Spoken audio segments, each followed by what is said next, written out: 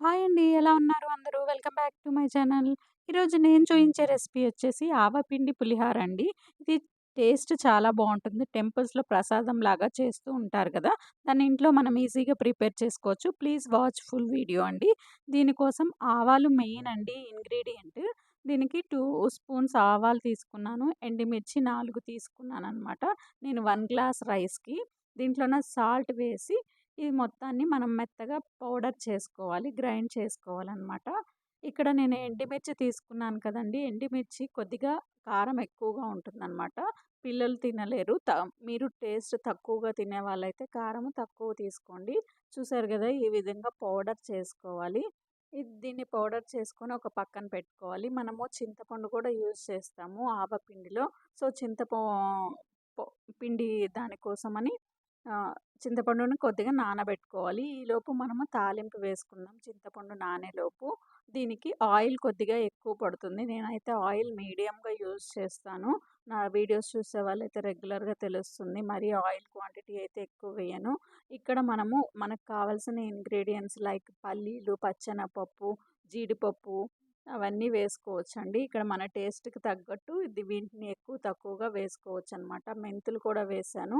మెంతులు, ఒక ఎండుమిర్చి, 2 పచ్చిమిర్చి, కరివేపాకు, ఈ పసుపు వేసుకొని వీటిని ఫ్రై చేసుకోవాలి. నేనిక్కడ పల్లీలనేవి అన్నిటితో పాటు వేసేసాను.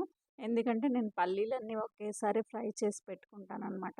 అందుకని నాకు ఎక్కువ టైం అవసరం లేదు పల్లీల కోసమని నేను సెపరేట్‌గా ఫ్రై చేసుకోలేదు. ఇవన్నీ మనకి ఫ్రై అయిపోయిన తర్వాత చింతపండు ఆల్రెడీ నానబెట్టుకున్నాం గదండీ! ఆ చింతపండుని రసం తీసేసి దీంట్లో వేసుకోవాలి. మనం చింతపండు పులిహారకి ఎలాగా చేస్తామో అదే ప్రాసెస్ అండి. ఈ ఈ చింతపండుది కూడా. దీంట్లో కొద్దిగా సాల్ట్ అయితే యాడ్ చేశాను.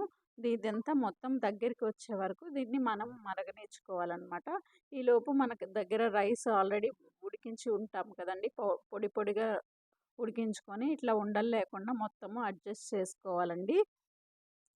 ఇదైతే 1 గ్లాస్ రైస్‌కి నేను 2 స్పూన్లు ఆవాలు తీసుకున్నాను. ఎండుమిర్చి 4 అయితే తీసుకున్నాను. కొద్దిగా మంట అనిపిచ్చింది. పిల్లలు తింటే పెద్దోళ్ళైతే తినగలరు. ఇప్పుడు మనం ఆల్రెడీ పౌడర్ చేసుకున్న ఆవపిండి మొత్తం వేసుకోండి. అది ఎక్కువ ఉంటేనే మనకి పులిహారకి టేస్ట్ అనమాట. దీంట్లో ఇప్పుడు కొద్దిగా ఆయిల్ కూడా వేసి బాగా వీటిని ముందుగా కలిపి పెట్టుకుంటున్నామనమాట. ఆవపిండి పౌడరు ప్లస్ ఆయిలు కలిపి బాగా మిక్స్ చేసి పెట్టుకోవాలి. ఈలోపు మనకు ఆ చింతపండు పేస్ట్ కూడా సరిపోతుంది. చూడండి ఇక్కడ నాకు సరిపోలేదు. అందుకని మనకు కలిపేటప్పుడు తెలిసిపోతుందనమాట. ఈ పౌడర్ సరిపోతుందా లేదా అనేది. దాన్ని బట్టి చూసుకుంటా కలుపుకోండి. 2 స్పూన్స్ అయితే పడుతుందండి. 1 గ్లాస్ మీడియం సైజ్ గ్లాస్ ఉంటుంది కదా! దానికైతే 2 స్పూన్స్ ఆవాలైతే కంపల్సరీగా సరిపోతాయన్నమాట. పర్ఫెక్ట్ కొలతలు. ఇక్కడ నాకు చింతపండు పేస్ట్ అనేది అయిపోయింది. దాన్ని కొద్దిగా ఆరబెట్టుకున్న తర్వాత దీంట్లోకి మనం కలుపుకోవాలన్నమాట. బాగా మిక్స్ చేసుకొని, ఇక్కడ మనం సాల్ట్ సరిపోయిందో లేదో చెక్ చేసుకొని కలుపుకుంటూ ఉండాలనమాట. ఇంకొద్దిగా సాల్ట్ అయితే వేసాను. మనం చింతపండులో వేసాం కదా సాల్టు. అది సరిపోకపోతే ఇంకొద్దిగా సాల్ట్ యాడ్ చేసుకొని బాగా మిక్స్ చేసుకోవాలి. మీరు ఆయిల్ కొద్దిగా ఎక్కువ వాడేటట్టయితే ఇంకొద్దిగా వేసుకోవచ్చండి. కొంతమంది పులిహారలో ఆయిల్ ఎక్కువగా ఉంటేనే టేస్ట్ ఉంటుందంటారు గదా! అలా ఆయిల్ ఎక్కువగా కావాలి అంటే ఇంకొద్దిగా ఆయిల్ యాడ్ చేసుకొని, మనం తాలింపు పెట్టుకునేటప్పుడే ఆయిల్ యాడ్ చేసుకోండి. నేనైతే ఇక్కడ రైస్‌లో కొద్దిగా యాడ్ చేశాను. మళ్ళీ చింతపండు పులిహారలో కూడా ఆయిల్ వేసాం గదా! మరీ ఆయిలీగా అంత హెల్త్‌కి కూడా మంచిది కాదు. సో, నేను అందుకని ఆయిల్ ఎక్కువగా యూజ్ చేయను. మనకి ఇది మేము బాగా మిక్స్ చేసుకున్నాం కదండీ!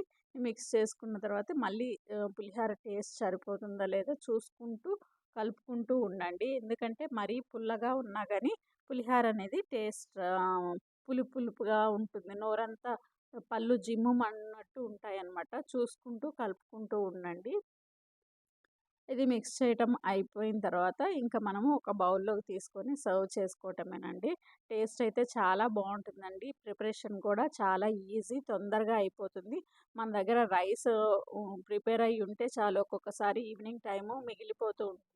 బయట స్నాక్స్ తెచ్చి పెట్టే బదులు పిల్లలకి ఇది ఇచ్చినా గానీ హ్యాపీగా తినేస్తారనమాట. ఇంట్లో ఫుడ్ కాబట్టి.